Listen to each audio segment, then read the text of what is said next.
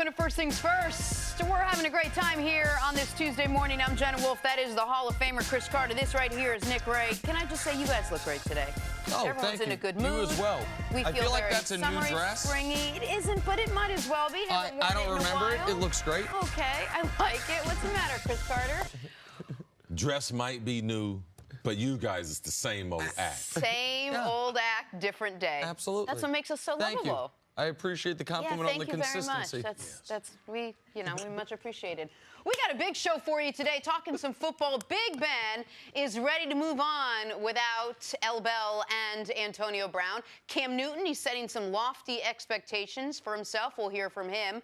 But we got to start with what's happening with the Dallas Cowboys. Ezekiel Elliott continues his holdout.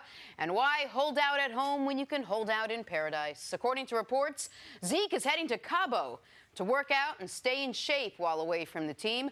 The star running back may have led the league in rushing 2 of the last 3 seasons, but his owner, Jerry Jones, says there is more needed when it comes to winning football games. You don't have to have a rushing champion to win a Super Bowl. But Emmett was the first one to do it. And that's one of the dilemmas at running back, is that the league knows that you can win Super Bowls and not have the Emmitt Smith back there or not have Zeke back there. Consequently, when we are looking and putting Zeke's contract in place, we've got to realize that the ultimate goal is to win the Super Bowl.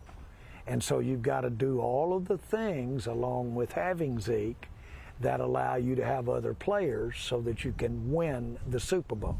And that's what we're going through. CC, a lot of people took what Jerry Jones took what he had to say by surprise yesterday. What did you make of his comments? I'm not surprised by it. It's not that Jerry's saying that the Dallas Cowboys and Ezekiel Elliott, like, I think they'll get the deal worked out at some point. But Jerry is trying to make sense of all the things he said about Dak, all the things he knows he's got to do about Amari because he traded for him.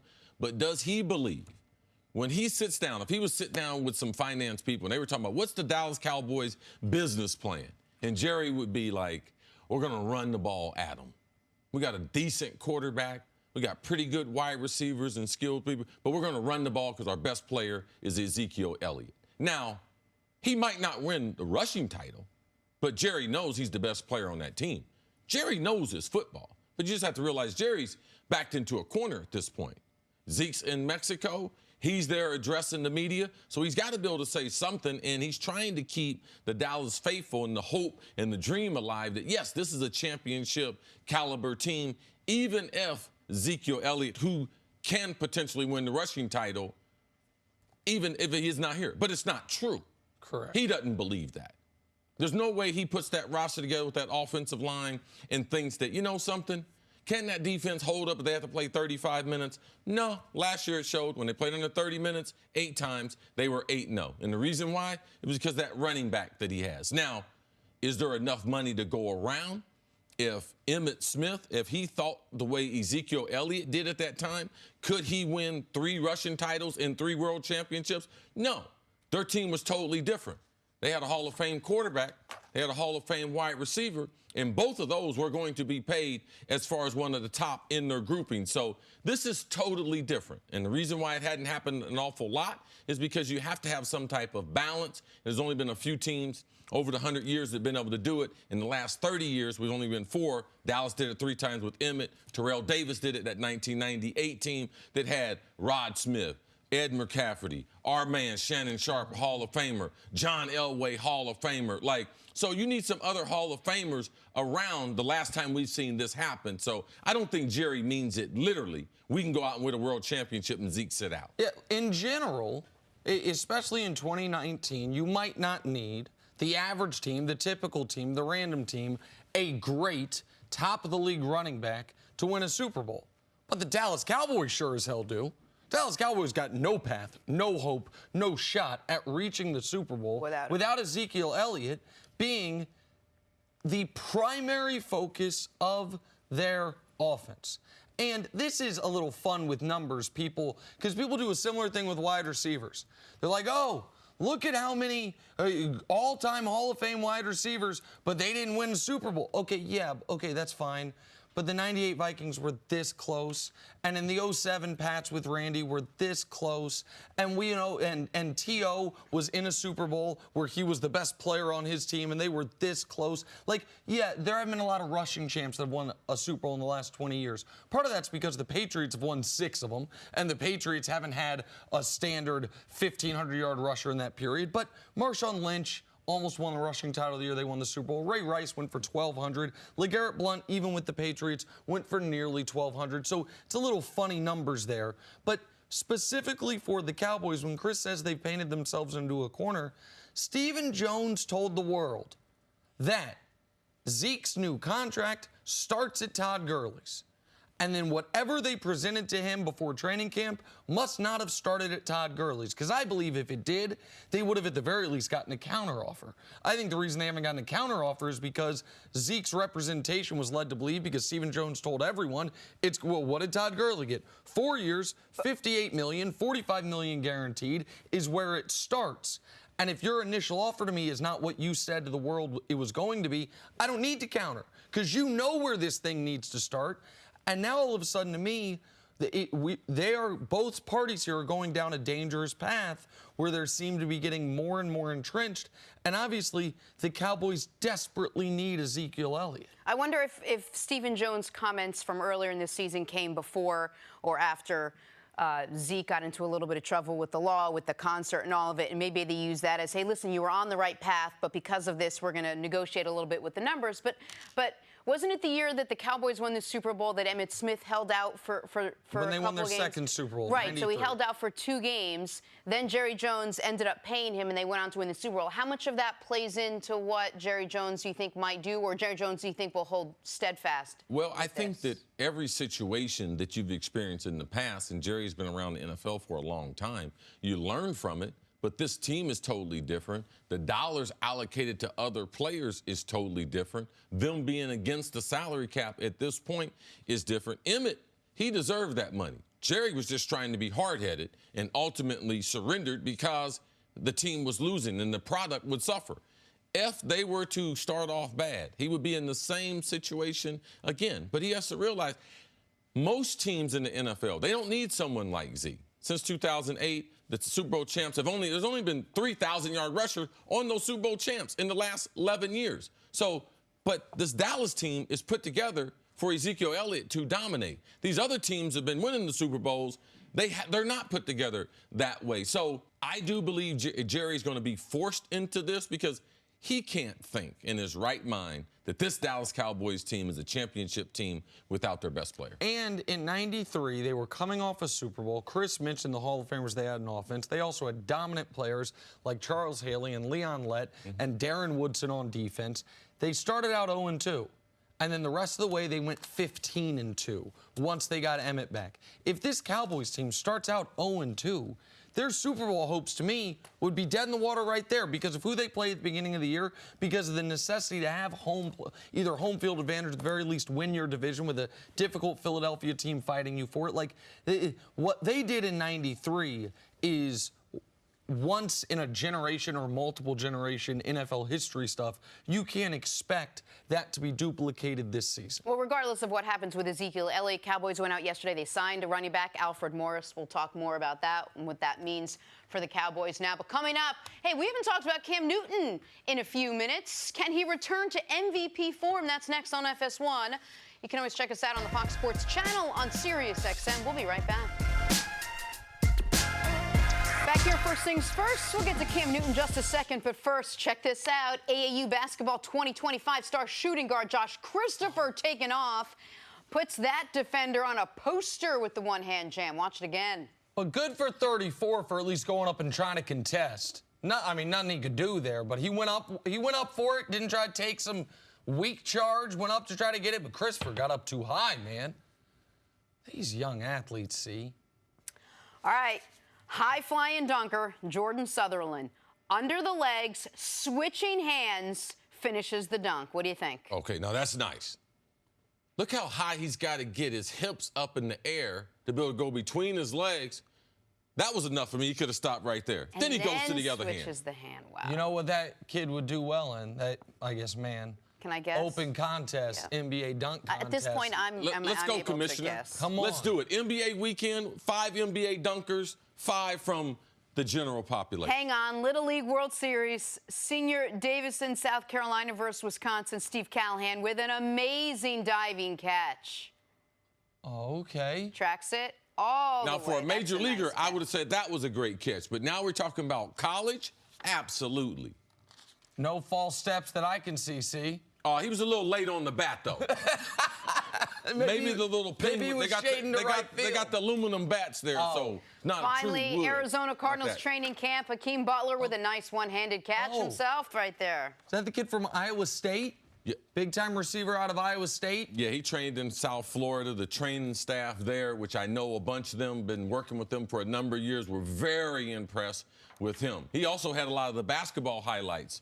You want him to play basketball on turf. That's what my man Dennis Green used to say. True Fitzy, story. Christian Kirk, Hakeem Butler. Maybe a nice little receiving core for one. They got some big receivers Kyler for Murray. that small court. Hey guys, Nick Wright here to talk about Lightstream credit card bills. Every month you get them with multiple payments and multiple due dates. Wouldn't it be easier to just have one payment at a lower rate? Well, you can with a credit card consolidation loan from my friends at Lightstream.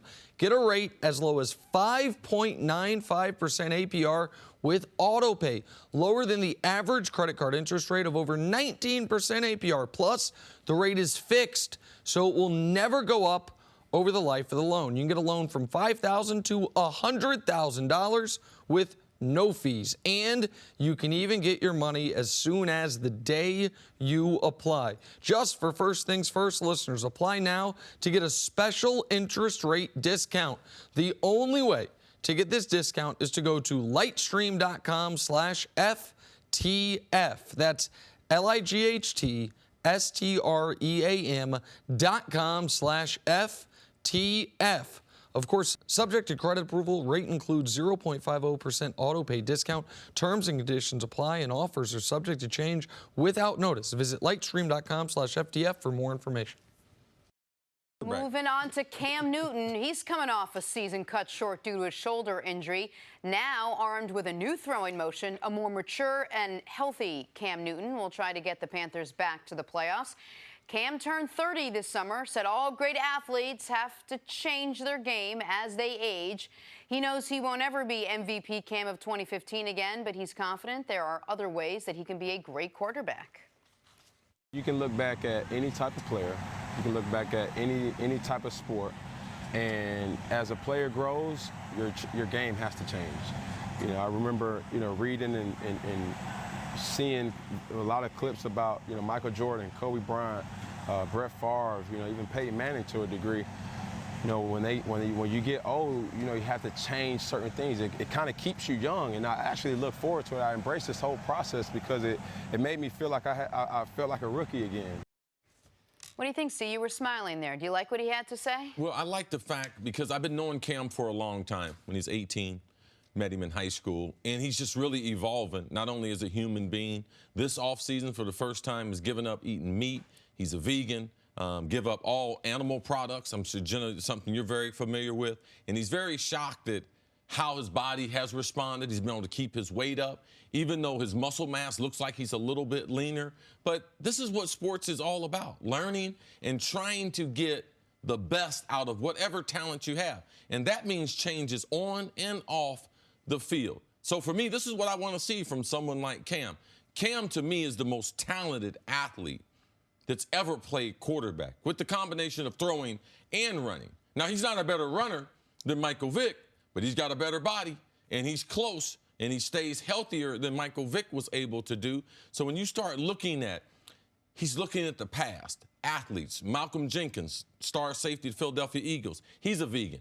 Hadn't missed a game. With all the injuries they had in Philadelphia, he hadn't missed a game in the NFL in 5 years. Wow. He's been a vegan for over a year. So Cam's looking at all these, not only legendary players, guys who are playing, and that will lead to on the field. They hired Norv Turner and Scott Turner. So not only is he changing his diet, he's changing his throwing motion. He's working on his footwork.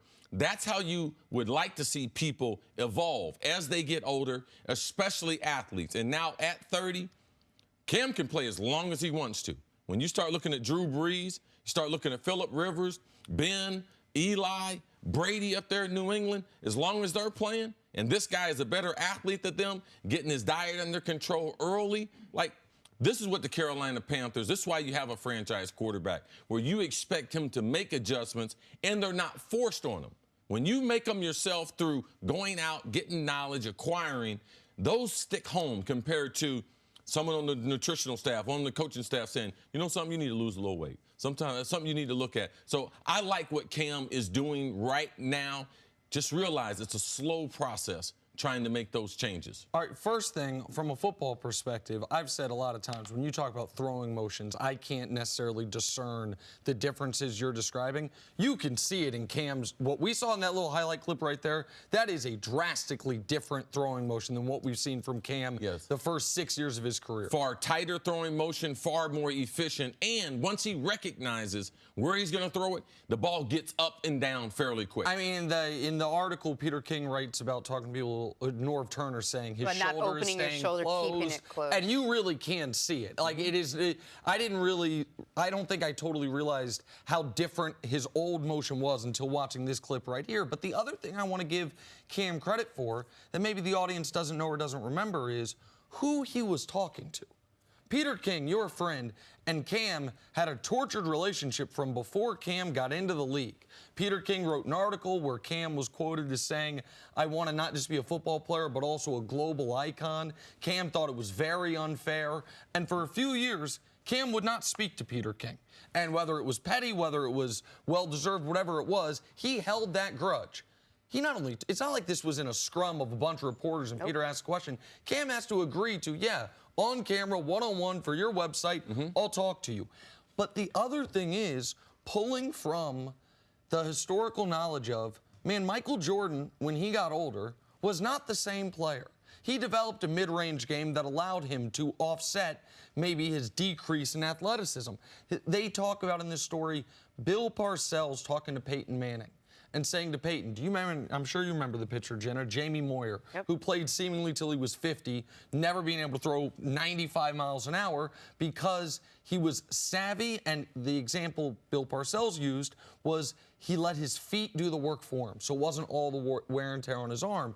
And for Cam to want to, at this point in his career, evolve and change like that, it does give you renewed optimism that he's not going to be the, at times brilliant, at times maddening player, that he can have a better level of consistency with still the flashes of true brilliance that we've seen throughout his career. All we've talked about the last couple of years was how great Cam is, but also how consistent he is, to your point. And he made a really good point to Peter King in that it's not that he's not going to run out and try to run the ball if the situation rises, or he's not going to try to throw the ball down the field.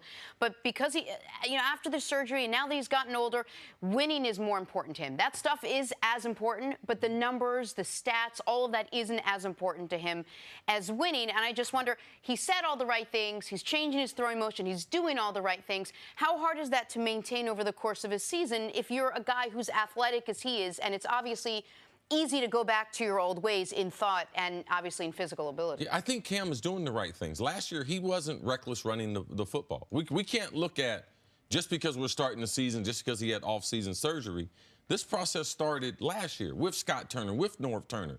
Last year, he had the highest completion percentage of his career. His footwork had started. Being more efficient had started. But he took a big shot from T.J. Watt, which would injure most quarterbacks. Cam tried to fight through it, and now he just picked up where he left off. He added the vegan part to it. So, no, Cam Newton the last couple years has been trying to change. I believe that the Panthers believe that they'll benefit this year, because last year he was on track. They believe that Carolina Panthers, they put a formidable defense out there. They get that running game back going. They'll be back into the playoffs. And some guys are just built a little different in that Cam, prior to last year where he got hurt in the pocket, had only missed 3 games in his entire NFL career despite his style. And the only time I could remember Cam getting injured running the ball was the time he slowed down at the goal line inexplicably. Against the Falcons. When he didn't need to. He could have scored. It looked like he thought he was going to score. It might have been a 2-point conversion or a touchdown. I don't remember. And he took a wicked shot, scored anyway. But he's been a guy who's been able to sustain that level of punishment. The concern was, okay, will it shorten your career on the back end? Not so much will it ruin seasons during the year, because that hadn't happened. But to Cris' point, the T.J. Watt hit, the reason it hurt his shoulder was because he was rearing back in the pocket to throw. And for a lot of guys who would have ended their season right then and there, it maybe should have ended Cam's. He played through it until 2 games left in the year. All right, let's take a break. Coming up, will the Eagles regret giving Carson Wentz big money? That's next on First Things First. Tomorrow, some of soccer's biggest names, including Wayne Rooney and Zlatan Ibrahimovic, join forces to battle Atletico Madrid in the MLS All-Star Game. You can catch the action 7:30 Eastern on FS1 and the Fox Sports app. That should actually be awesome. I'm very excited to watch that tomorrow night. All right, time for us to go viral. Yesterday, the Saints had a special guest at training camp. #1 overall basketball pick, Zion Williamson. Check him out, catching some passes from Drew Brees. Zion also showed off his passing ability, launching a pass over 50 yards. See, what do you think? How good of a football player could Zion have been? Oh, no. Zion can't play he can't play no football. He got a body for football, but he don't have the mentality for it. No, he ain't tough enough. No. Have you seen Zion mad one time? Have you seen him even upset? No, that's a really interesting point. I hadn't even thought about that. I've never seen him like, he snarls. Even when he blew out his shoe, almost lost his career right there. No, he would. All right, with that body, though, let's just say he had the anger quotient you're talking about. What position? Is he a tight end or a defensive end? I think we're going to put him in the weight room. He's going to be a defensive tackle, man. He ain't going to be no Do you see the butt on him?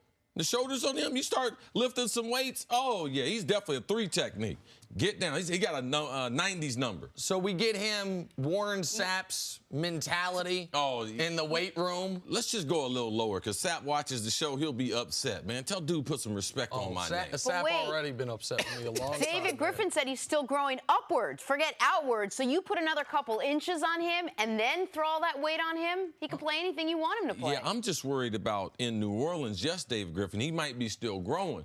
But that food, it's also growing. Oh, man. The appetite. Yeah, he's no vegan. No, he's not. All right, time to start your morning with a couple of these stories. With no Ezekiel Elliott in camp, the Cowboys signed running back Alfred Morris to a 1-year deal. Morris was Zeke's backup back in 2016 and 2017.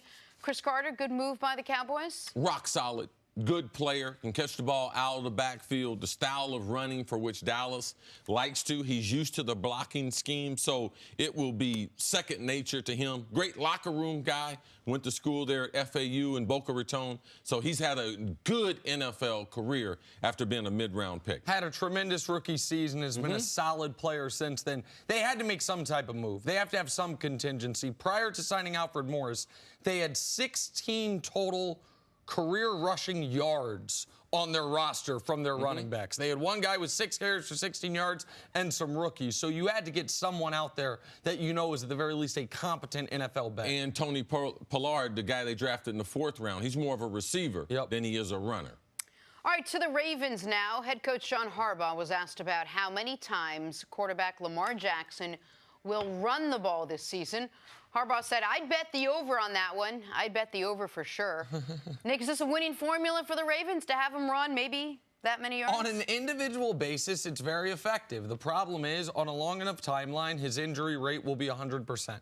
And so if you look at the 10 highest rushing total games by a quarterback in modern NFL history, I think Lamar already has half of them in just his half season starting. And so it's not sustainable. Last year, I got it. They were trying to win playoff games, get to the playoffs. But for him, for his career, he can't be running the ball 15 to 20 times a game. No one in NFL history has done it from that position. Yeah, he's the Ben Simmons of the NFL. He don't have no jump shot yet, but he's effective. Can he be an all-star running the ball like that? Absolutely. And Harbaugh is doing the right thing. The early part of his career, I'm going to utilize his legs until his arm and his throwing motion and the passing game comes. He'll run less than he did last year, but Harbaugh's a smart smart football coach, and they realize his biggest threat right now is to be the dual threat. All right, moving on, a little basketball now. LeBron James has come under fire recently for his behavior on his son's AAU game. LeBron ran onto the court to celebrate an alley-oop in which he lost his shoe in the process. He got in on the dunk line. He had some fun with everyone, posed for some pictures afterwards. Nick, what was your reaction to a little bit of the heat that LeBron took yesterday for all of this? I think we've officially reached peak LeBron James derangement syndrome from some folks. The idea that it would be controversial and vehement, really pointed criticism for LeBron being an exuberant, if not at times over the top, involved, enthusiastic sports parent is just insanity to me. And it is a lot of adults putting what they think they would want in place of what the kids involved have said repeatedly they want and they enjoy. The young man involved in the alley-oop that LeBron is celebrating there, Dior Johnson, he took to Twitter to say, man, you guys don't know what you're talking about. You don't know how cool this is for us, how much we enjoy this. Some other kids that have been on LeBron's son's teams in the past have talked about the group chats they're all on together. And there is undoubtedly a part of this where LeBron, who had a ton of amazing amateur athletic moments, none of which he got to share with his father, is making the pointed case of, I am going to do for my kids at their games what my dad never did for me. And should he run onto the court? I don't know. I mean, I'll tell you this, the first time my son ever dunked in a basketball game, I ran onto the court and dapped him up. And he got embarrassed and he pushed me to the side, but it is a moment he and I have forever. And so I get it. I think a lot of parents get it. But you can critique some of the histrionics. But the idea that this is a bad thing, or that he's doing, a guy with 100 million Instagram followers is doing this for attention, is to me so missing the mark. It's kind of unbelievable to me. Well, the one thing, I'll correct you on something, because it doesn't always work like this. I grew up in a family of 7 kids. My mom raised us. My brother Butch was the man of the family. He was my hero. But also, when we grew up, we didn't have a father. We did things not out of, oh, I wish I had my dad to do this, because you don't know that. You don't know what you do with your dad. What you do is set out to say, I'm going to be a better dad than whatever he had going on in his life, because you don't know. People go through different situations, so you don't do that. You just say, I'm going to be a better dad than what I had. And I've been involved in my kid's life, and the difference between what LeBron did and what you did to your son, because what you did to your son was wrong, because your son didn't give you consent to do that, and it embarrassed him. If your kids invite you, if they have the personality, my son Duran, my daughter Monterey, I coached both of them coming up, and they were totally different. Going to the games, and both of them played at an elite level. Monterey wanted me to drive her to every game and control the music because she liked the music. She's like, Daddy, hit me with some of that pregame music. So I hit her with the pregame music, and she didn't want me to sit with the rest of the parents playing soccer. She wanted me to sit at the near goal and be able to talk to her. And that was a situation we worked out. Duran played travel baseball, played football at a high level, and I coached teams like LeBron. So I was involved driving these kids around, chatting with them, knowing their parents. And the experience that they are having goes beyond these videos and everything. You can believe that LeBron, his heart's in the right place. Him and Savannah, they are great parents. And when you are great parents like that and you have resources, you have to be an asset to these other kids who don't necessarily have the same type of things. I got 5 guys playing in pro who spent legitimate months at my house when their living situation, it wasn't the best. And there were times where during the game, I remember my son made a play and I was on the field and the ref threw the flag just because I was Chris Carter and everything. But one of the highlights of my life was the relationships I've developed through my brother being drafted by the Lakers. I was in high school. My brother used to come to the game, so I know how Bronny feels. Having someone like that in the stands. And I met Kareem, met Magic. Me and Isaiah Thomas, still good friends to this day because of our relationship. LeBron James's son is going through a very, very special time. He should be able to live it, and he's comfortable with it, so I'm comfortable. I made a couple jokes yesterday about it, about him and his little girls and everything, but as long as the kids are comfortable, because it's their world, it's their life, and LeBron, he knows that, and they're doing a great job, and we need to find something else to criticize LeBron about besides his parenting. Well, and there's one other element, and this is not just for LeBron. This is the modern NBA star. There was a very controversial, but I think famous, I think people remember it, Sports Illustrated cover from May of '98, so right before Jordan won his 6th title. And it was a little adorable little kid holding a basketball, and it said, "Where's Daddy?" And it was a long-form article about basically non-existent or, go ahead, see. No, I was thinking of a story with Michael Jordan. Michael Jordan and I, we were on a yacht in the Bahamas, and his kids had never been on a jet ski. And, man, we were out there jet skiing. His kids, Mike was like, "I can't swim. My kids aren't going out there." I was like, "Mike, I'm taking your kids out there." And I started to take them on. He was like, no one's going to take my kids on a jet ski. So he ended up, me and Jeffrey, last year we saw each other in Vegas, his son, and we were talking about those types of moments. So it's tough when you are the iconic players like Jordan, LeBron. Well, and to finish the thought, there was once upon a time, if I said, just 20 years ago, if I said NBA dad to the general public, what you thought of was, oh, deadbeat, not there, not around. Even if it was totally unfair, even that Sports Illustrated article set the tone unfairly, which I think it did. Right now, if you say NBA dad, you think of Steph at the podium with his kids, LeBron doing this, Russ with his little toddler practicing before the game, which is important visually, especially given who's in the NBA and the situations a lot of these guys came from. And so, of all, I get it. LeBron's the most discussed athlete we have in America today. But of all the things, you criticize him for how corny his Taco Tuesday dad jokes are. Not for how present he is with his kids and throughout everything. And the kids seem to love it, to Chris's point. And I mean, I was like the assistant coach when I ran on the court. There was a timeout. It wasn't as bad as you maybe think it was. Only reason why you coaching because you sponsoring the team. Let's roll. All right, let's move on to the Philadelphia Eagles. It's totally true. Carson Wentz. Carson Wentz was all smiles at training camp this week. The Eagles quarterback got a new deal this summer. He feels healthy now, and he loves the team that is now built around him. Here's why. Philly retooled that offense this season, adding veteran skill position players like Deshaun Jackson and Jordan Howard, which, according to Wentz, should put fear in opposing defenses.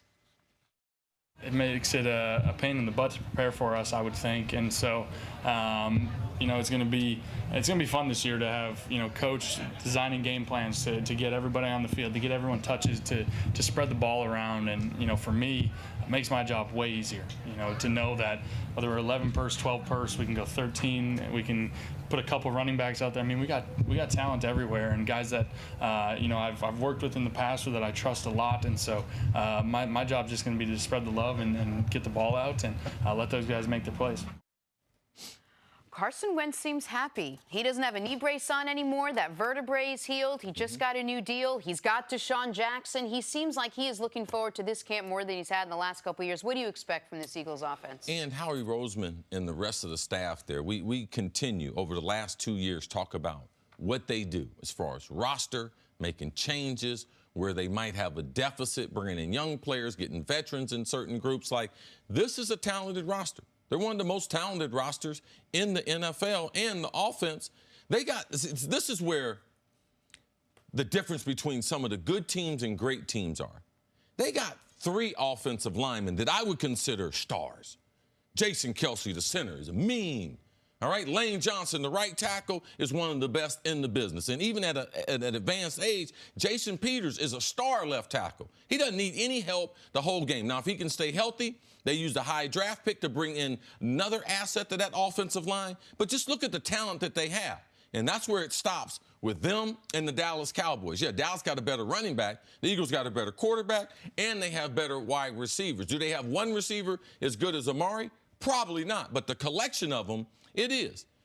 D-Jack coming back. No one in NFL history has scored more touchdowns over 60 yards than him. Carson Wentz, that will open up this offense. And I just believe also the coach, Doug Peterson, he's still a young, growing coach, and he's lost a lot of coaches the last 2 years. So that continuity with him and Carson, because he had Nick in there. So developing that and continuing to build on what they had 2 years ago when he was the leading MVP candidate, I'm excited by what they do because they don't have a skill set that's a weakness. They got several running backs. They got an all-pro tight end. They got a guy that can stretch the defense. Alshon can move the sticks. Nelson Aguilar is underrated as a wide receiver, can also play in the slot, can run the football. So, to me, they're loaded on the offensive side, Nick. And when you alluded to the tight end there, but when you were doing the tail of the tape with the Cowboys, that's the biggest difference, offense compared to offense, aside from a quarterback, is the Cowboys have Jason Witten at tight end, and the Eagles have a guy who I think's one of the 5 best tight ends in football and one of the most productive year-after-year tight ends in Zach Ertz. And now one would hope with Deshaun Jackson there, because the criticism of Wentz last year was he was a little too reliant on Zach Ertz, that the other receivers got kind of frozen out of the offense to a degree because he was so laser-focused on Ertz.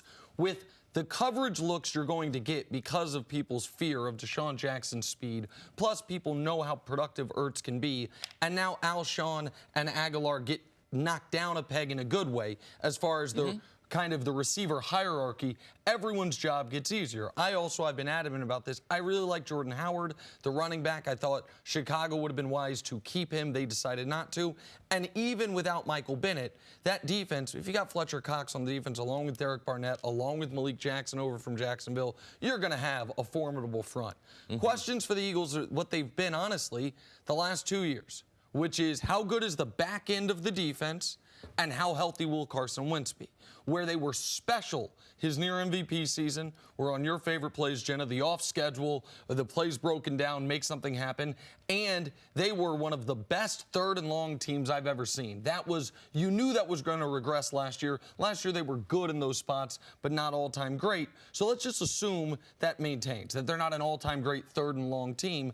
Right. Can the defense get off the field enough, and can Wentz play 16 games? If he can, then of course the Eagles should be a team that can go 11-5 and win that division, especially given the uncertainty of Dallas and what's going on with the best player on their team. We talked so much last year about the success of Carson Wentz to Zach Ertz and how good they were together and that chemistry together. But now you have a guy like Deshaun Jackson. Just talk to me about what the two of them can do together with Carson's arm and Deshaun's speed. Well, this is the thing with Deshaun. He's very, very consistent getting off the line of scrimmage. So there are fast guys in the league that are hard to time up because they're not consistent. They get jammed too close to the sideline. It's harder for the quarterback to be able to see them. They're undersized, so you can't pick them up going down the field, and they're not consistent with making plays. They drop. So if you drop a lot of deep balls, man, the quarterback to be able to have confidence to be able to come back to you, and that's what D-Jack gives every quarterback that he has played with. That is confidence. He is not trying to catch a bunch of short passes. He's not trying to catch 80 or 90 balls. At this point in his career, he knows what his role is. It is huge to what Carson needs and the other wide receivers. I talk about all the time, if you're putting together a wide receiver team, they need to be like a basketball team. You need to have difference in size, speed, and skill. And that's what they have. Point guard in D-Jack, center in Zach Ertz. We got a power forward, Alshon Jeffries. Nelson Aguilar, he can be your scorer. And my other guy is the two. J.J. Whiteside? No, that's enough. That's my team. You're four. You're four. Whoever you need. I mean, the point remains, like, they were missing the deadly down the field threat. And now they have that. And so you've got that. And I think Howard's going to be really good. Can Wentz play 16? Like, listen, we talked about it before, that top 5 is draft class C: Goff, Wentz, Ramsey, Zeke, Bosa and Ramsey flip-flop there. Yeah. Only one's gotten paid.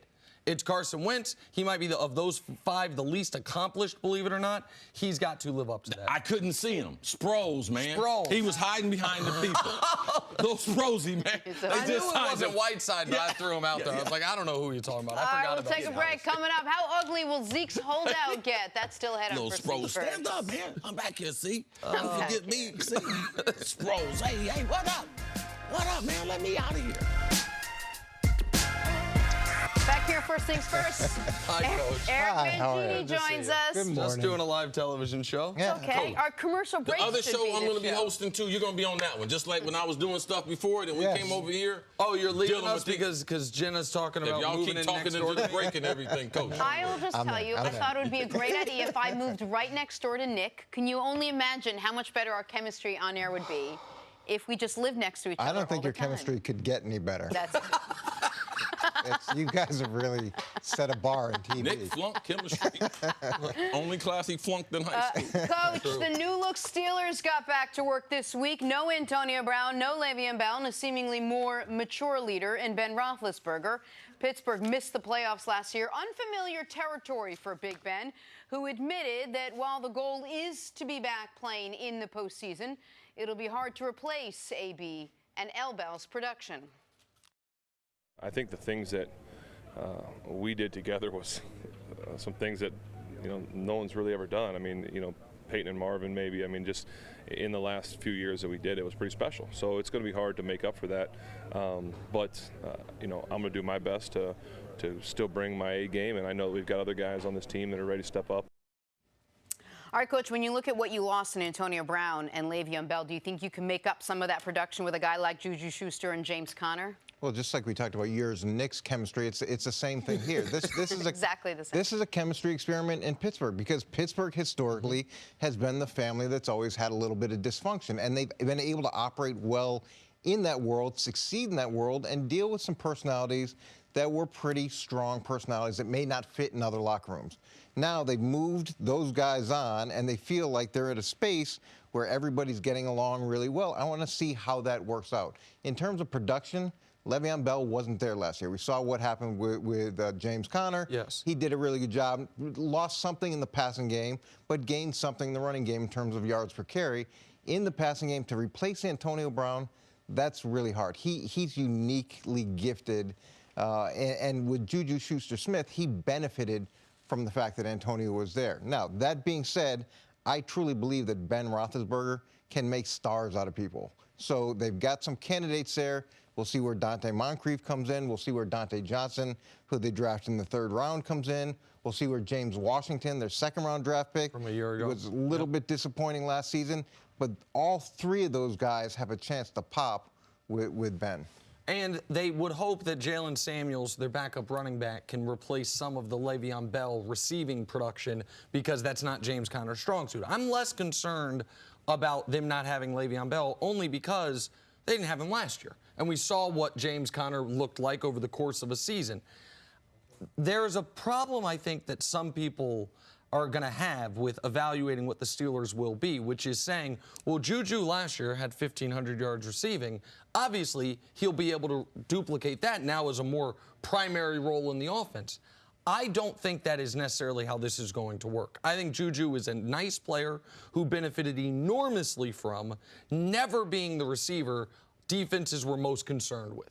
And so with Antonio gone, it's not just that other guys need to step up. You need Juju to maintain, and I think that's going to be very difficult. That's not about Big Ben, who I think led the league in passing last year as far as passing yards. He has been able to maintain at a really high level for, this is now going to be his 16th year in the NFL, but this will be the least established receiving core he's had in quite some time. And what does Juju look like when he's the one getting double-teamed instead of being the one to benefit from AB getting double-teamed? The Pittsburgh Steelers have done a tremendous job through the years of developing wide receivers, regardless of where they drafted them. There was a question in Pittsburgh, would Ben Roethlisberger be the quarterback when they lost Hines Ward? Will he be the quarterback when they lose Jerome Bettis and they went to a more advanced passing? So he has already made names. Antonio wasn't no name. He made a name of him. Emmanuel Sanders, he wasn't no name. He made it. The only name receiver he had was he had Holmes and he had but he wasn't made. He was drafted. He was produced there. Yep. And Hines Ward.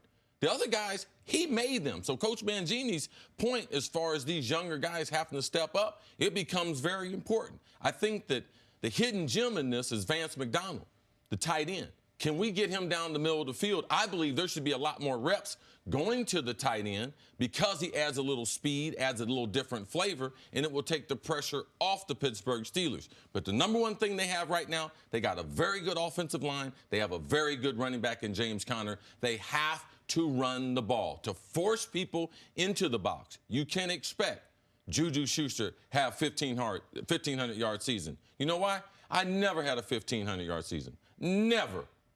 Zero. That's wild. Zero. So you talking about, oh, he's going to come back a little bit. A little bit. A great season is 1,200 yards. He's getting ready to come back a whole bunch because we don't need Ben to throw for 5,000 yards. Those stats are a little misleading. Yep. 5,000 yards lead the league, but you missed the playoffs. It's about winning games. Play to your defense. Your defense is going to be a little more rugged. That offense got to be a little more rugged. You can't be a 3-receiver, 1-back offense 80% of the time the way the Steelers used to be, Coach. And there were a lot of years where we played Pittsburgh, and you knew that it was going to be a certain type of game. It was going to be a physical game defensively, and you had to be physically tough defensively as well because they were going to run the ball consistently. They were going to test you in that arena, and then you had to deal with Ben's arm and everything he could do in the passing game, and it opened so many things up. And now there was this conflict as to, do you put 8 in the box to try to stop the run, or do you keep the guys back to try to deal with Ben? And they got lopsided last year. And to Chris's point, to be able to go back and be more balanced in the running game could be huge for them, and could also help out the young defense.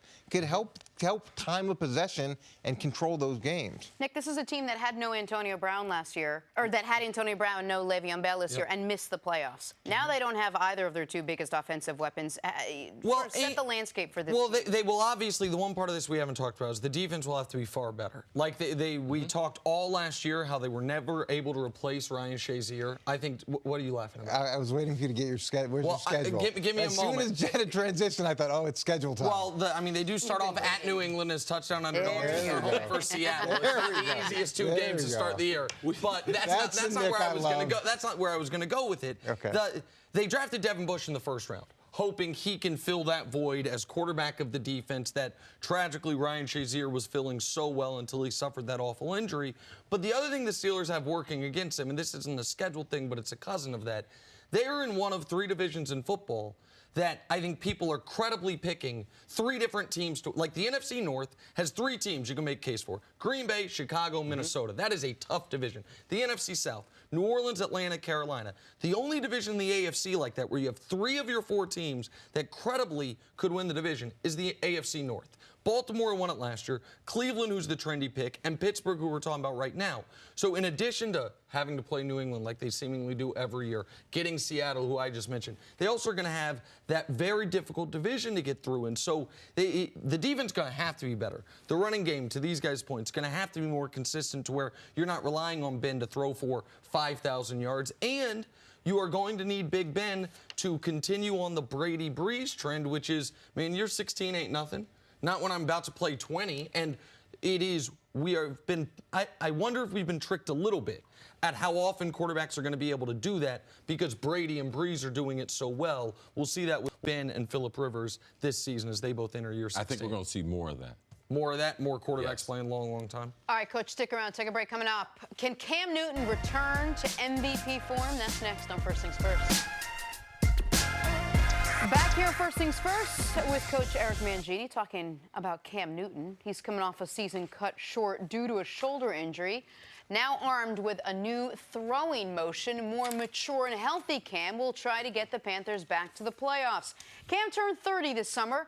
Said all great athletes have had to change their game as they age, and he knows he won't ever be the MVP Cam of 2015 again, but he's confident there are other ways he can be a great quarterback. You can look back at any type of player. You can look back at any type of sport, and as a player grows, your game has to change. You know, I remember, reading and seeing a lot of clips about, Michael Jordan, Kobe Bryant, Brett Favre, even Peyton Manning to a degree. When you get old, you have to change certain things. It kind of keeps you young, and I actually look forward to it. I embrace this whole process because it made me feel like I felt like a rookie again. Coach, Cam Newton's got a pretty good outlook heading into this season. What do you think about what he had to say? Yeah, there's a lot here. First of all, he's 30 years old, so he's not old relative to the old quarterbacks that we have playing. And the famous boxing trainer, Cus D'Amato, used to say, you gotta train a jab so much that a boxer can't screw it up even if he wants to. So the idea of changing your mechanics at this point in his career, I like that he's doing it. I think it's important that he does do it. I think it's important to his shoulder health. I don't know how successfully he's really going to be able to do it, though. So it's second nature to him, and he doesn't have to think about it. It's easy in practice. It's easy in individual drills. It's easy in all those places. But when you add anxiety, when you add pressure, when you add those moments, then it becomes a lot more challenging to stay with that. And if they start losing, he's going to get to that point where I'm going to do what I need to do in order to win games. And I think it's going to be interesting to see him in those moments. And I like a lot of the things he's saying. I like a lot of the things that he's doing. I don't know how well he's going to be able to do that long term. Well, the thing about it, Coach, he started it last year. It's not as if he's starting this year. Last year when they hired Norv Turner, Scott Turner, when I sat down with them, his fundamentals were a huge thing to what they were going to work on. And Cam totally bought in. Now, this year he went with the Michael Jordan, the Peyton Manning analogies and everything. And also he went to vegan. But the fundamentals part started last year, which he saw the benefit. And that was in the highest percentage pass completion that he's had his whole career. So 10 points higher than his career average. This is just a follow-up. In Norv, he believes in Norv. I talked to him about that. I talked to him about exactly what you're talking about. How do you be patient? And he said, I'm going back to my film study, go back to my footwork. You can even see from his throwing motion, even with his offhand, how close it is to his body, a lot like Tom Brady. Now, that was last year's change. You could see the throwing motion changes in this year's video that we have from training camp. But it does take time, and Coach is right. Under the gun, what will he do? And the human behavior is go back to what you've done before. Coach is like, yeah, we got a 43 defense. I'm getting ready to send this Mike through the A-gap, and he's not going to see him. Does he drop down, go sidearm? Does his left foot step out of the bucket? He open up his hips? Is he going to do that? That's what we're going to have to watch for this year, and we'll just put an extra eye on the things when he's off schedule, or does his fundamentals, do they stay intact? And look, I had Brett Favre at the end of his career, and he didn't change that much from who he was in terms of taking those chances. And I would talk to Brett all the time about, look, don't hit on 16. We don't have to take a chance all the time. And it was hard to try to make that change at that point in his career. I get what he's saying about older guys who have made adjustments, and that is really important. And I like the progress he's made with Norv Turner, and he got sacked, I believe, less than than historically he has been in a long time, and to me that's great as well. It's just I want to see that consistent maturity from him. And I read an interesting article about how he hasn't talked to the local media, and they've been asking him to talk to him since July 24th, and there's some tension there, and you start seeing those things like, okay, have we made those steps maturity-wise? Or are we still doing things like that? And maybe it's not him. Maybe it's the organization. It's just why. Okay, so 3 things. First of all, God, I hope you didn't tell someone not to hit on 16. You have to hit on 16. You know that. You're a math guy. Second of all, while he maybe has a bit of a beef with the local media, I was unaware with that. He used to have a beef with Peter King.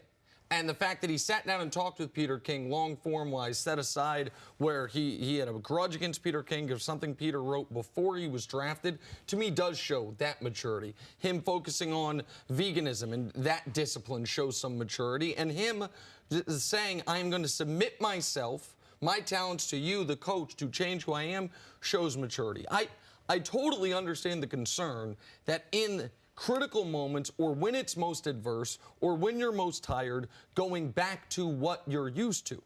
But even if that does happen, Cam can show enormous growth, because one of the criticisms of Cam has been in a clean pocket early in football games, sailing a ball over a receiver's head that's wide open. Why? Because his fundamentals were bad, something you can explain better than me, because he didn't step into the throw right. He's tried to do it all with upper body. Like, even if Cam, I don't think anyone thinks he's going to start week 1 and all of a sudden 100 out of 100 be perfect on what he's trying to do. But any incremental adjustment here, improvement here, does help him, help his ability to prolong his career. And Favre was nearly 40 when you had him. He was 39 or about to turn 40. Cam just turned 30. So I understand 30's not, he's not a 22-year-old quarterback, but he's not a guy that has won 3 MVPs, won a Super Bowl, the vintage old dog. You're not going to teach him any new tricks, quarterback that Favre was with the Jets. And a lot of this has to do with the coaching staff. Coach, yes, Cam's to that point. You couldn't help Brett. He had too many coaches. He had already told him, you can go do that. But Carolina right now, as far as Norv Turner, Scott Turner, Ron Rivera, Cam has bought into the changes. And as coaching staff, they're trying to highlight not only Cam's throwing ability, but the skills of the other guys. McCaffrey, they're trying to get him 1,000. If he gets 1,000, Cam's going to improve. His best receiver, DJ Moore, he is the true replacement for a franchise wide receiver from Steve Smith. He's the first franchise receiver they've had since they let Smitty go. He's great after the catch, big, strong, physical receiver. Him and Cam Newton got to sync up a little more this year. And if those things take place, I think the development becomes a lot easier, Coach. Yeah, and I applaud Cam for trying to make this progress. And I think Norv Turner does a great job. And I like the things that we've seen. I just want to see that when things are bad, when things are tense, that he can stay the course, get through that turbulence, and come out on the other side. All right, Coach, we'll see you a little bit later in the show. Coming up, talk some basketball. Is Anthony Davis already feeling the pressure to win a title in year one with the Lakers? That's next on First Things First. We got a great heavyweight battle for you coming up on Saturday as Brooklyn's unbeaten Adam Kovnatsky takes on Cris Arreola Saturday, 8 Eastern, 5 Pacific on Fox and the Fox Sports app. It's going to be a good one. We'll get to Anthony Davis in a second, but first, AAU basketball 2025 star shooting guard Josh Christopher taking off, putting the opponent on a poster with the one-hand jam. He tried to defend this one, but man, you got to let this one go. 34. I give him credit, man. He almost got there, man. A little bit of a contest. What are you shaking your head about? Ain't no almost getting there when you get boomed on. Well, listen, I give the kid credit for giving full effort, not trying to take a charge, not getting out the way. Josh Christopher just too good for him. Some stupid old coach stuff. Little high-flying dunker Jordan Sutherland going under the legs and switches hands for the dunk. Oh, that's really good. A little East Bay transfer. Oh, I like that now. That could win you a dunk contest in the NBA, see? I've never seen that one. I got a little strained hammy right now. I was wondering how you got that leg up like that. Chris does. Chris walked around the office and I said, "Did you do something to your legs, man?" Ask him if he worked out yesterday on it. All you My guys. guess is he did. Stubborn man. Little League World Series Senior Division. South Carolina versus Wisconsin. Steve Callahan with an amazing diving catch. Okay, now what level of play is this? We got 13 to 16-year-olds is what we're talking about here. All right, now this is a hell of a catch. Yeah. For a 13 to 15-year-old running, diving, Steve Callahan, give it up to you. That's Hall of Fame hands of the week right there. Oh, how about that? Find you a sponsor or something, Steve. Looks like Musco Wisconsin, Tires maybe if they get a baseball program, maybe the kid can be playing for you in a few years. So, guys, when do you talk NBA in late July? When Anthony Davis waxes poetic about what his future should look like as a Laker. AD wants to win titles alongside LeBron James, but with newfound parity in the NBA, he talked about what success means to him as he heads into this new phase of his career. I don't think I have a failure that I've had yet. Obviously, you know, at the end of my career, if I don't win a championship, I feel like that's one of my biggest failures. But right now, I still have a lot to do in this world, you know, on and off the court. So I don't think I failed at anything. You know, I think I can continue to just do it over until I, you know, succeed at it. Anthony Davis talking about how he has yet to really fail at any level in his career. He hasn't been that successful with New Orleans just because the team didn't go very far. But what do you make of what Anthony Davis had to say? I mean, he's totally correct that this would be the only level that he didn't win a championship. He was only at Kentucky 1 year. They're the best team in the country. They won a title. Yes. He was dominant on both ends of the court. They got to New Orleans. He was so good so quickly. They tried to microwave that process, traded away some picks, signed some bad contracts because they thought, oh, we can win. He's an MVP candidate by year 3. We can win right now. And it short-circuited what they could have built there. But, yeah, I mean, if you are the type of player who is a perennial MVP contender, and in the NBA specifically, and you finish your career without a title, that is considered a level of failure. It doesn't make you a failure. It doesn't mean your career was a failure. But for Barkley and Karl Malone and right now James Harden, Russell Westbrook, that missing from their career is an enormous gap on the resume. And it's the only gap. Now, Anthony Davis hasn't won a league MVP the way those 4 guys I just mentioned have, but he's been in the top 3, I think, twice. And I think most people expect that at some point he will win a league MVP. So to me, this wasn't shocking news. It wasn't shocking that he feels this way.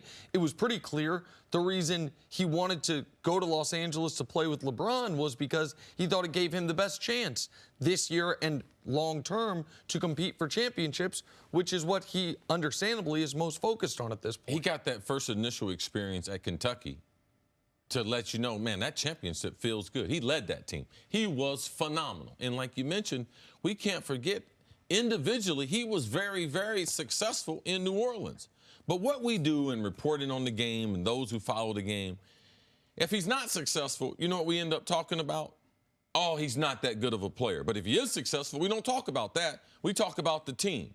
Every guy can't lead a team to a championship, even though in the NBA, if you have one of the better players, your chance of winning most of the games and win the championship are highly likely compared to the NFL. He has his goals in the right place. That's why he forced a trade. It wasn't just LeBron James. It was the Lakers. It was the attraction of a big man playing for the Lakers, how they've always had a big guy, and they put other stars around it for the rest of his 10-year career or potentially even longer. So he made the right move. His head's in the right place. When you're a top 10 player, I think it's realistic that you should set your goal to, I want to win a championship. He went a little bit further by saying, I'd like to win a championship. Most high-level people won't say my career was a failure, because I wouldn't admit that. I would have loved to win a championship. Man, I tried, but I'm not going to say my career was a failure. His career will not be a failure if he doesn't win a championship. It also should be noted, Anthony Davis has been to the playoffs twice, and the team he's lost to both times is a team that won the title, Golden State. The first time he was there, year 3, I remember this game vividly. Anthony Davis was killing the Warriors when they were down 2-0 in the first game back in New Orleans, just killing them.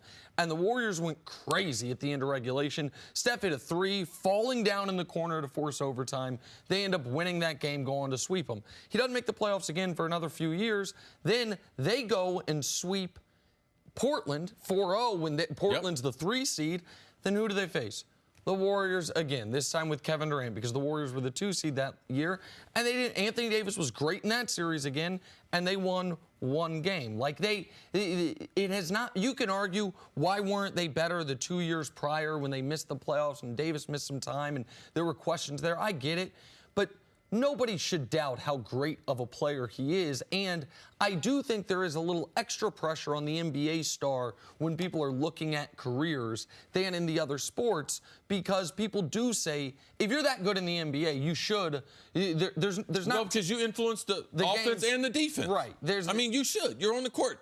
Tom Brady's won that many Super Bowls, but imagine if you had a two-way player. It should be disproportionate as far as the greater player winning championships. Go ahead. No, clearly Anthony Davis wants to win, and it is important to him winning. Failure is not even an option. Do you think if he doesn't win in year 1 with the Lakers, he'll go somewhere else and try to do it? No, absolutely not. This was going to be the messaging. That's the reason why the Knicks. I know for a fact Anthony Davis, Rich Paul, they told the Knicks, we're not going to sign an extension. So all year, even if you make this trade for me, all year you have to explain this to your fan base, that he's still going to become a free agent. He's not going to sign a long term until the summer of 2020. That was no matter where he went. The Lakers and LeBron, they can handle that.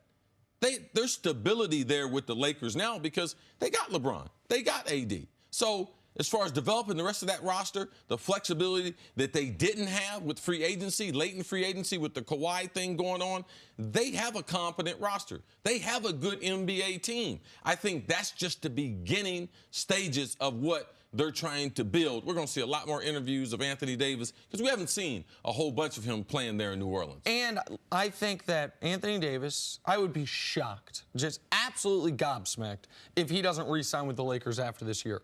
But I also be pretty surprised if he signs that 5-year max deal you can sign. My guess is he knows what everybody knows, what Kawhi knew. Oh, you can get a much bigger deal after 10 years in this league. Yeah. Anthony Davis, after this year, who will have played 8 seasons in the NBA, LeBron will have 2 years left on his contract with the Lakers. Anthony Davis almost assuredly after this year will sign a 2+1 with the Lakers to where he can hit free agency after 10 years, get the most money, see where LeBron's at, see where the Lakers are at, see if they've won a title. So I don't think it's a given that Anthony Davis is going to play for the Lakers for the next decade. But I'd bet all the money I've got that he plays for the Lakers for at least the next 3 years. And I bet a decent amount of money he gets at least one of those championships in the next 3. All right, let's take a break, talk some football again on the other side. Could the Steelers be in danger of missing the playoffs for the second year in a row? We'll discuss next on First Things First. Welcome back to First Things First. We're going viral. Antonio Brown has spent a good amount of time getting on the same page as his quarterback, Derek Carr. The two have spent so much time together that their sons have even developed a relationship. Check this out. Carr's son throwing passes to AB's son. Too cute. All right, see, break down the footwork. A little Antonio Brown's kid. Yeah, at that time, at that age, the motoring skills, their feet, they can't make them pick them up and put them down, but he's seen his dad do that drill so many times. Oh, he's an athlete now. He's an athlete. But just tell me, why the stereotype? Why the guy have to be the wide receiver? Why can't Antonio's son be the quarterback and then Carr's son out running routes? Well, I don't know if this is a stereotype. It's the position their daddies play. That's why. What position Duran play? He played quarterback until he got to high school. And then he was a star wide receiver. Like, I mean, he's trying to emulate the father. Yeah, because they're stupid. They don't be the quarterback. Anytime you can be the quarterback, be the quarterback. Look at the chain. Come on. Look at the little chain he's wearing. Is it so cute? Antonio Brown's little kid there? Listen, man, he's a cute kid. Come on, he's adorable. I feel like we've seen some highlights of him killing folks. I'm not certain if that's... High tops. No, cute kid. All right, time for stories to start your morning. Ezekiel Elliott continues his holdout. According to reports, Zeke is heading to Cabo to work out and stay in shape while away from the team. But Jerry Jones escalated tension between the two sides, saying, quote, "You don't have to have a rushing champion to win a Super Bowl." Nick, what was your reaction to Jerry Jones's comments? Oh, you don't. If you're the Kansas City Chiefs, if you're the New England Patriots, you're the Philadelphia Eagles, a lot of teams don't. Yeah, most of the recent champs. Yep. Cowboys sure as hell do. And Jerry, you know why Jerry should know that? Even as great as those teams he had in the early 90s were. You know what all the champions had? Damn Russian champ named Emmitt Smith.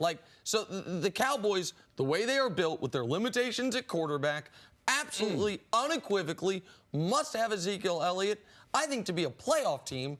And can't win the Super Bowl if you don't make the playoffs. Little known fact. So Jerry knows a lot of football. I think he missed the mark on this one. Man, he missed it just a little bit because all his Super Bowls came when he had a Russian champ. So his model, the Dallas Cowboy models, when they explain that to people, it has to do with Ezekiel Elliott. Number 21, I'm going to keep repeating this till someone hears me, is the best Cowboy. All right? He's the best star on a team of stars. All right, moving on to the Ravens now. Head coach John Harbaugh was asked about how many times Lamar Jackson will run the ball this season. Harbaugh said, "I'd bet the over on that one. I'd bet the over for sure." Nick, is this a winning formula for the Ravens? Have your quarterback run that much? In the short term right now, it might be the only winning formula. It's the only way to give their offense a real punch is if you allow Lamar to use his legs when necessary. Now, he can't be running 22 times a game like he did multiple times last year. That was ridiculous. But long-term for Lamar's career, for health and for overall productivity, he has to develop more as a passer, and that's also on the team. He's the Ben Simmons of the NFL. Listen, he's going to run the ball until they take it away. Just like Ben Simmons, when they get in the playoffs, they start guarding the hoop, he starts to struggle. He is going to struggle throwing the ball his first few years in the league, but John Harbaugh is right. There ain't no long-term future, man. Take care of right now. His body, don't worry about that right now. Develop him as a runner, a passer second. Ultimately, you want around year 3 or 4 for that to even out or to switch, where he is a passer and an athlete second. Okay. All right, finally, the new-look Steelers got back to work this week. No Antonio Brown, no Le'Veon Bell, and a seemingly more mature leader in Ben Roethlisberger. Pittsburgh missed the playoffs last year, unfamiliar territory for Big Ben, who did admit that while the goal is to be back playing in the postseason, it'll be hard to replace AB and L. Bell's production. I think the things that we did together was some things that no one's really ever done. I mean, Peyton and Marvin maybe. I mean, just in the last few years that we did, it was pretty special. So it's going to be hard to make up for that. But I'm going to do my best to still bring my A game, and I know we've got other guys on this team that are ready to step up. All right, guys, last year the team had Antonio Brown, and they did not make the playoffs, missed it for the first time in a couple of years. This year they've got replacements. They got Juju Smith-Schuster and you got James Conner. Are those two going to be enough on offense to help this team get back to the postseason? No, those two aren't enough because they're not the same players at L. Bell.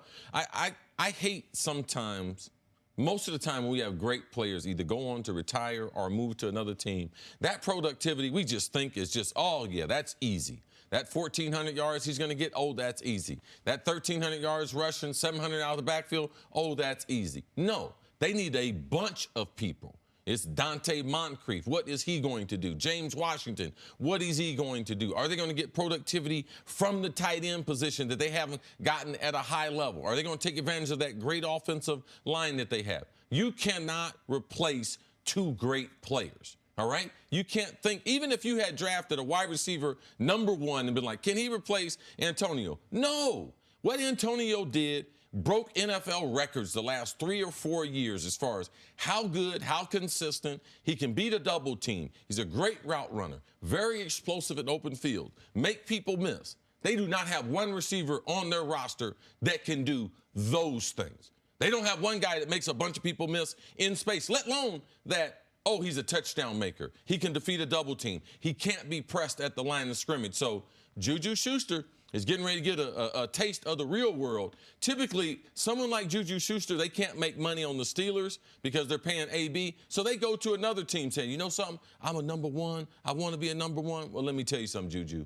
We're getting ready to see if you can be a #1 and right now. Ultimately, he might be a #1 later in his career. I don't believe in his 3rd year he's ready to be that #1. I think they'll struggle a little bit in the passing game. Their defense will make up for it, and their running back core will make up for it. The point you made in the beginning, it's such an interesting one because we spend so much time on shows like this and in sports media talking about the star players because they're the best players.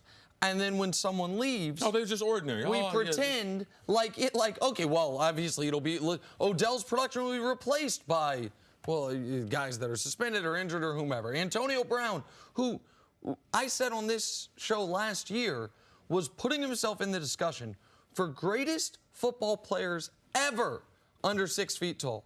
And as far as production over a 5-year stretch, it wasn't my opinion. It was just the numbers, and they can be inflated because of the era, but still, as productive of a 5-year run as anyone's ever had. Now, one can believe that Juju Smith-Schuster was held back by having AB on his team, that he would have gotten more yards and more touchdowns if he had more opportunities. And then I would tell them they were crazy. Right. Or one can believe the more logical option, which is Juju Smith-Schuster is a good player who maybe one day will be a great player, but benefited enormously from his first season with the Steelers. He was the 3rd or 4th guy defense is worried about.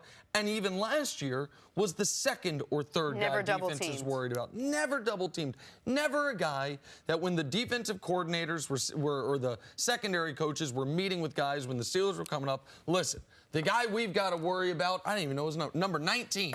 Like, no, now, again, that doesn't negate the 1,400 yards he got. But it also, I think, it'd be foolish for us to just say, well, he will get that 1,425 again, and therefore they just need to replace Antonio's 1,315 touchdowns. I don't think that's how this is going to work. How much of how good Antonio Brown was, how good Juju Smith-Schuster was last year, is because of how good of a quarterback Ben Roethlisberger is? They developed real good wide receivers there in Pittsburgh. Is that on the quarterback? It had a lot to do with their comfort with each other. They played in so many games, so many pressure situations. Even when Antonio was double teamed, typically a quarterback is taught, get off the double team wide receiver, get to a better matchup. Ben Roethlisberger, time after time, game after game, regardless of the double team, would force the ball to AB, and they would make big plays against the worst defense to be able to make big plays against. So they developed a great deal of confidence over the last several years. They have a 4-year window that I believe is the greatest 4-year window of any one wide receiver quarterback combination is what they had there in Ben. I'm not going to just throw that out and act like all that chemistry, he'll have that with Juju immediately. No, Most quarterbacks will not throw to a wide receiver who's double teamed, and they will not throw to a guy who's covered up. It takes a lot of faith, a lot of confidence, and that's what AB had in Big Ben, and that can't be developed just with one training camp. So Ben is going to have to create more trust with these wide receivers, especially early in the season. And just real quick, but that none of that is to say, I don't know who Chris's pick for the AFC North is going to be, but it wouldn't shock me at all if it ended up being the Steelers. None of that is to say the Steelers can't get back to the playoffs. They're just going to have to do it a different method. Yes. They're going to have to get back to playing really good defense. Devin Bush, their first-round pick, is going to have to make an instant impact. James Conner's going to have to be who he was last year, and even better. And Big Ben can't be near the league leading interceptions either. Big Ben's got to do a better job of taking care of the football and trusting the defense to a degree and not having to throw for 5,000+ yards as he did last year, which statistically was wonderful, but they missed the playoffs, as you mentioned, for the first time in 5 years. All right, let's take a break. Coming up on the other side, how much pressure is on Carson Wentz to win this season? That's next on First Things First. Back here with Coach Mangini. Carson Wentz was all smiles at training camp this week. The Eagles quarterback got a new deal this summer. Feels healthy, loves the team that's around him. Here's why. Philly retooled that offense this season, adding veteran skill position players like Deshaun Jackson and Jordan Howard, which, according to Wentz, should put fear in opposing defenses. It makes it a pain in the butt to prepare for us, I would think, and so you know, it's going to be fun this year to have, you know, coach designing game plans to get everybody on the field, to get everyone touches, to spread the ball around, and you know, for me, it makes my job way easier. You know, to know that whether we're 11 pers, 12 pers, we can go 13, we can put a couple running backs out there. I mean, we got talent everywhere, and guys that you know, I've worked with in the past or that I trust a lot, and so my job's just going to be to spread the love and get the ball out and let those guys make their plays. All right, Coach, you look at this team heading into this year, a lot of people call this the most complete team in the NFL. They did a lot of retooling on offense. What do you think about what Carson had to say and what this Eagles offense looks like? Well, you didn't even mention the draft picks that they added. They added 3 draft picks, the first round, and 2 second rounders on offense as well. So they do have a ton of weapons. And it's interesting to hear the offense coordinator, Mike Groh, talk about them transitioning more to 12 personnel, which is a 2 tight end type of set, and the versatility that they have out of that personnel grouping and the way that they're going to use that more. I thought that was interesting. And look, that does cause problems. And the ability to be effective in multiple personnel groupings is hard for defenses to get ready for. And when you have guys that can make plays in a lot of different ways and you have to truly defend the whole field, that's difficult as well, as opposed to taking out one star. Now, what that takes from the quarterback is he's got to be the guy that's willing to distribute across the board. Yeah. And not every quarterback can do that. And not every quarterback can deal with those personalities in the huddle who say, hey, I'm open, throw me the ball. Oh, I'm not getting the ball enough. Now, how that dynamic plays out is going to be interesting to see. The other thing I'll say about the quarterback is 2 out of his 3 seasons when he started, he's had a losing record. His numbers are great. His quarterback rating, his completion percentage, but the wins and losses 2 out of 3 years, he's had a losing record. So I gotta see that. In fairness to him, I think it'd be more fair to say if we throw out the rookie year. I think it's rare for a rookie to come in week 1 as he did and have a winning record. I know Russell Wilson did it. There was a reason why they had that high draft pick. Right. The team wasn't very good, and Russell Wilson and Andrew Luck did it, to be fair. And those are 2 guys who are all-timers, and they also had, I think, some stability that maybe Carson didn't have in his situation. They had a new head coach there, some other things. I'm not making excuses. I just don't want to use the rookie year against him. But didn't he start out his rookie season on fire and then fade? That sounds right. His first month of the year. In fact, I think you're absolutely right. Maybe even the first 6 weeks. Yeah, I mean, he was season. going to Canton early. Okay. Yeah. Well, you think you always say whenever somebody says I don't know if I was on a young player. Well, no, I'm just saying. I'm sure I was on the show with you, and you're probably like, "Oh my God, this guy's Patrick Mahomes." That never happened. Okay. But the point, I understand your overall point. Where I do think Philly has done a brilliant job.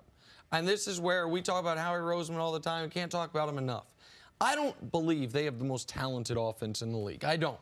But they do have the deepest. Zach Ertz, their starting tight end, but you know why they can play two? Because Dallas Goedert's pretty darn good. Yes.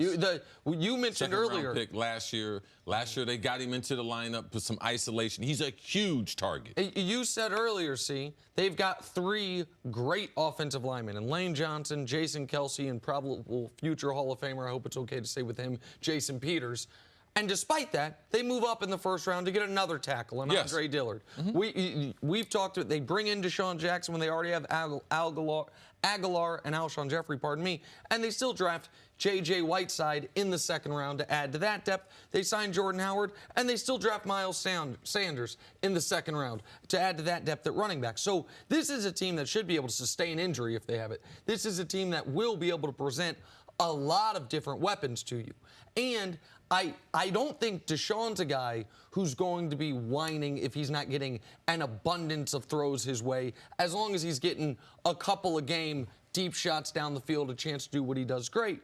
But it is on Carson Wentz to do something he didn't do a great job last year, which is not have tunnel vision on his tight end and to be more egalitarian, if you will, with his distribution of passes, which is your concern and I think a legitimate one. That's the downside to having so many guys on your team who believe, hey, I can be a real impact player, is you only have so many.